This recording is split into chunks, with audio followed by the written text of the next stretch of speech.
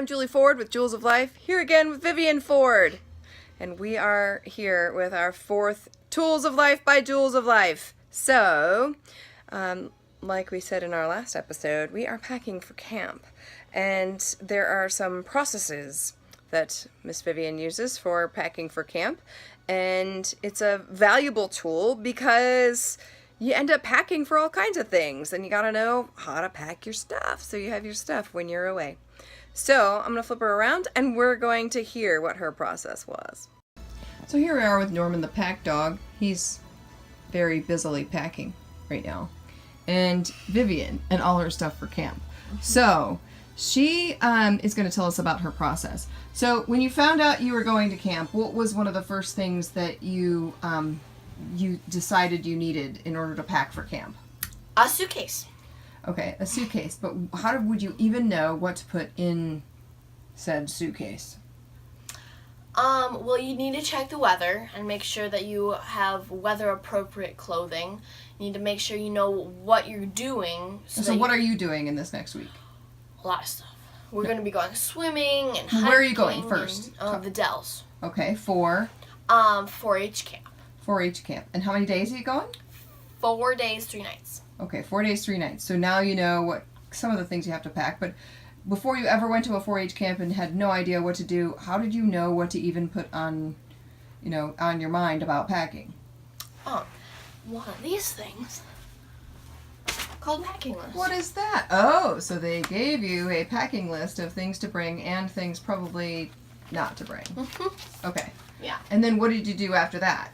After that, I made my own packing list of specific things that I knew that I needed out of my stuff. Specific Vivian things. Okay, great. All right, super dupe. So then, what did you do? Then you have piles of things here. Then I categorized all of my stuff to make sure that I had everything. Like I can easily see here that I have 2 sets of pajamas. And I kind of paired them into outfits to make sure and double and triple and quadruple check that I had everything before I headed, how many hours is that, away from home. Right. To realize that I didn't have it there. 4-ish. That's a long way. Hours. All right. So, and then what do you do after you made all your piles? So you said, okay, well, I'm going to have a swimsuit. I'm going to have this and that and the other thing, and I'm going to have to...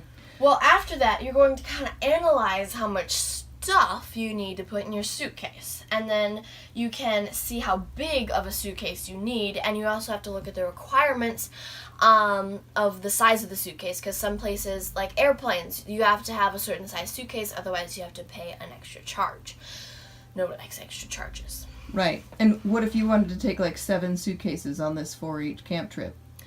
That'd be pretty bad, because then they would only allow you to have 1 suitcase, and you have to like bring back all of your other suitcases and unpack and repack. And you'd miss the bus. Mm-hmm. Yeah, miss 4-H camp. Bad news. Okay. They have such good food.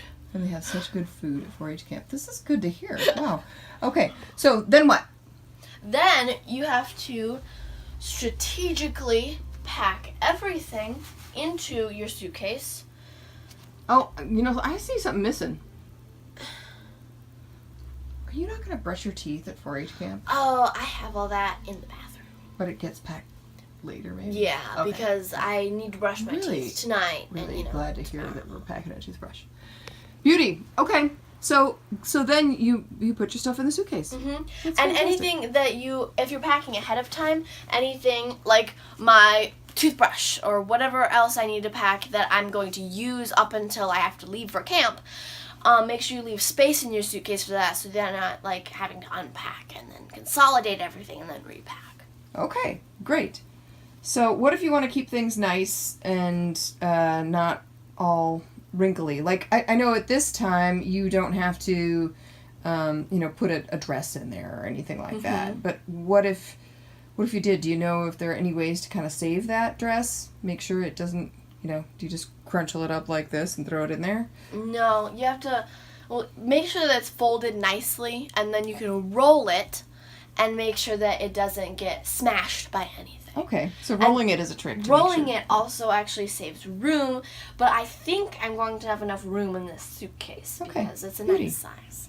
So she's just going to pack all of her stuff there next, And shoes. What's one thing that you can do so that if you have any schmutz on your shoes, you don't end up putting that all over, you know, your stack of underpants or anything? Well, one thing is that you can tie plastic bags around them. Okay. If they're super muddy, but I don't think that I'll get into much mud, and they're pretty clean right now, so I can pack extra plastic bags. So for your dirty clothes and dirty things, yeah, after you do all the dirty I already fun. have a laundry bag for my dirty clothes, which is very helpful. Yes. So, but what I do, just in case they are dirty, is I pack them in a separate pocket, but sometimes I know other people don't have separate pockets to pack their shoes in, so plastic bags are helpful. Okay. Beautiful. Or if you have a wet swimsuit. Mm-hmm. Plastic bags are also helpful. Thing. All right. Well, thank you so much, Vivian, for this packing tip here for kids. Vivian has packed for herself for camp for several years, and so she's a veteran at this. So stay tuned for next time with Tools of Life by Julz of Life, and we'll see you soon. Bye.